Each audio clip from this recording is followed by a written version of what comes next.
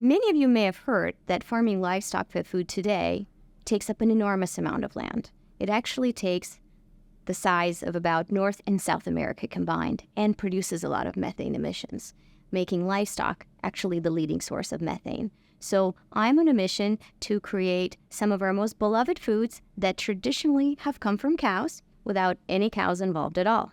And we do that by using the process that's called precision fermentation.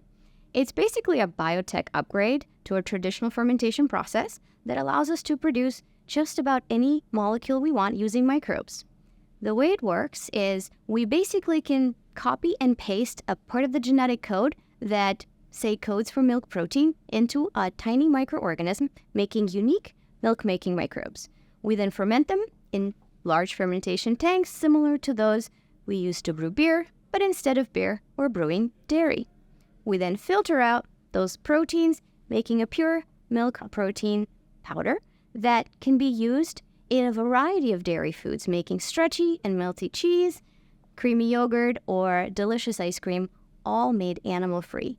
And because we're using the same DNA to create the proteins, the outcome is actually identical on taste, texture, and nutrition.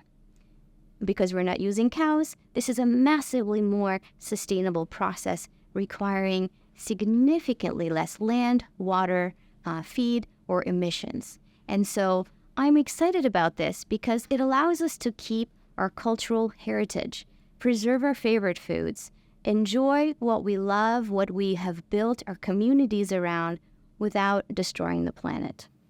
So precision fermentation technology has actually been around for about 30 years. And the cost curve is coming down, very similar to how it's come down in computing or DNA sequencing.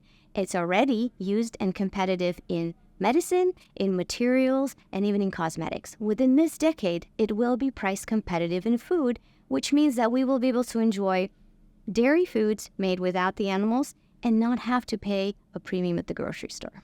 Today, I encourage you to learn and talk to your friends about it. I find that today still, vast majority of people do not actually make the connection between the food on our plate and the climate that we have. And unfortunately, the demand for meat and dairy products continues to rise. So first thing we need to do is get the information out there that what we eat matters. And the second thing we need to do is embrace these products when they become available and they come to market. Be willing to try, share with your friends, and talk about it.